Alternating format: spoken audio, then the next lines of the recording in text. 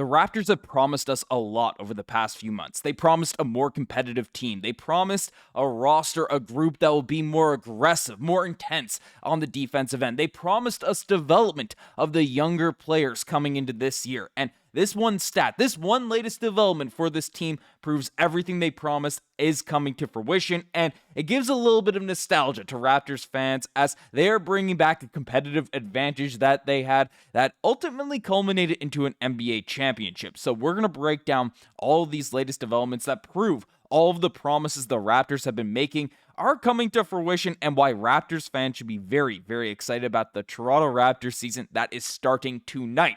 We play against the Atlanta Hawks, a very, very, rebuilt team out there in the Eastern Conference, and I am absolutely pumped. We will be live for that game, so make sure to check that out tonight. Turn on your notifications if you're not subscribed just yet. But what's going on? Because, again, Raptors fans, we've been waiting for this day. We've been waiting to see Brandon Ingram out there and play an actual competitive Toronto Raptors game beyond preseason. How is he going to look with this group? Darko Rajaković has been promising this entire summer a team that's going to be more aggressive. We saw it in Summer League, a team that's going to be coming out and developing and all this type of stuff. And we've heard a lot of quotes. Brandon Ingram just gave a couple about this group, about this roster, saying this team can be whatever we want it to be. Ingram said, we have everything on the defensive end. We play hard, and the next thing is execution over and over again. On the offensive end, the East is wide open this upcoming season. We have a chance to be better, but we got to expedite it. Talking about how moving forward in this rebuild, taking the team to the next level, everything that we've been hoping for this team. But again, we're going to break down more Ingram quotes, but a lot of this can be put up to just talk, can be put up to this, that, whatever. But there's one thing you can't really fake, and that is, the numbers. That is the things that, the works that's going to come in. Of course, winning games for the Toronto Raptors would prove a lot of this, but we haven't played any games yet. But there's one stat that, or a few stats that really should, have Raptors fans excited. And this is some of the measurement changes we've seen from this group. Again, the height is whatever, how that's getting listed and stuff. Chucky Hepburn and Jonathan Moba ended up shrinking from the last measurements. That is what it is. But what is very interesting about this are the weight changes for this Toronto Raptors group. Because, again, with this talk of, hey, these guys are going to come into their own, they're going to be focused this offseason, taking their games next level, development, all this stuff.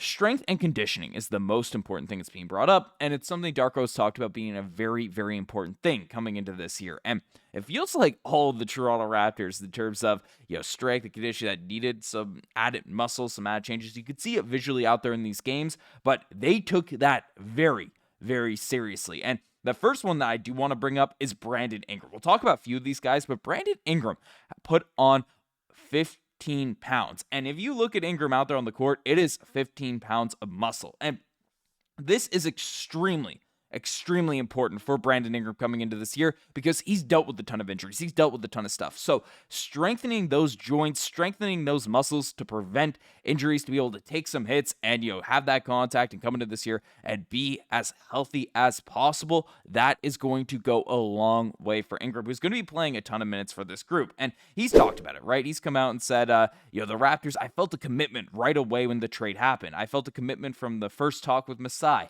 throughout the process. When they were telling me they were interested in me, I felt the love and commitment and how they raved about me on the phone. So I was ready to get here and hopefully try to get to speed up my rehab. And went on to say that my body feels good. I can still do the things that I am known to do, and I am in control of myself. The training staff has been really good at communicating to me and being there for me and asking questions and over communicating. I feel like I'm in a good spot right now. I'm still trying to figure out Toronto out and get used to it. Last season when I got traded, I wasn't used to being in the cold, and it snowed 2 months straight when I got there. I was wearing 2 pairs of clothes when I got here, but we've been good. Everybody shows love. Whatever I got out. So basically, Brandon Ingram has come to this team. He's in the mix, and he is committed to this group, committed to working on his body, and he says it feels great. And that is absolutely crucial because we all expect Brandon Ingram to be phenomenal out there on the basketball court. I mean, his stats last season, 22 points per game, 5.6 rebounds, 5.2 assists.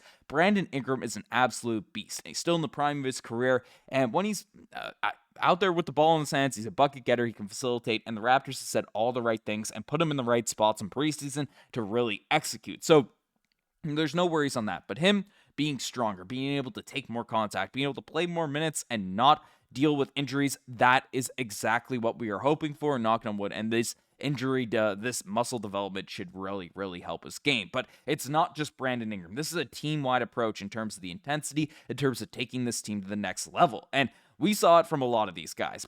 RJ Barrett, a player that I have been sounding off. I do not want to trade. I think he is on the brink of really just turning into one of those upper echelon wing players in the entire NBA. He put on more strength, and you can see it in his body out there on the court. He's always been good at taking contact and finishing through traffic. You add that extra layer of strength, you get that sort of the way Jimmy Butler has really, impacted his game, slashing and stuff. He'll be able to get to the free throw line more and all this, and injury prevention as well. And one thing I did want to note as well, right, Alex McKechnie got a lot of praise for Kawhi Leonard, injury management and stuff. This is the type of things that the Raptors have done in the past that have won us championships. So that's something very, very encouraging there. But not just RJ Barrett, the young guys, right? If you want younger players to develop, of course, Gradey Dick put on a ton of muscle last season, but he put on 9 more pounds of muscle, which should help him on the defensive end, not let him get pushed around. Jacoby Walter, who was certainly very skinny last season, he really took that serious this year. We take a look at those numbers. He came out and went from 180 pounds to 201 pounds. That's 21 pounds of muscle. That is just absolutely insane there for Jacoby Walter, which should be able to, again, he's been a shooter, he's been a bucket getter, he's shot creator, but finishing in traffic, the more weight you have on, the more your center of gravity is lower, and if you have your body control, you're able to finish out there in the lane and score on people. So, Jacoby Walter being in that mix is good. Immanuel Quickley, a guy that, I'm looking for big developments, big step forwards for him to establish himself as the starting guard, lead guard out there on this team and earn that contract. Him putting on some strength and stuff. Finishing is one of the things that he needs to develop because we know he's a great three-point shooter. We know he has that floater, but being able to get to the rim, use his body similar to Kyle Lowry, having extra strength is huge. And it's just a long list of guys out there on this team. Mamu Kelishvili, AJ Lawson. You have Jakob Poeltl losing weight, which I think is a positive there to get some more mobility out at the center position. Ochai Agbaji putting on some strength. That is exactly what you want to see from this group coming in and putting their money where their mouth is. Because if you have all this talk, promises, hey, we're going to be more intense, we're going to do all this, you got to, do the hard part, which is the cardio, which is the strength training, which is putting the work in on your body. And if nothing else came of it, at least that you could see that they tried, because you put in the effort, it actually delivers out there when you put it work in your body. So the Raptors did all of that stuff, and has me very, very excited about the game tonight, because tonight the Toronto Raptors play against the Atlanta Hawks. We do have some interesting developments there on this front, so we'll take a look at those if we get the right things brought up. Yeah, that's lots of stuff happening here, but basically, and intensity, defensively, the Raptors are trying to be locked in.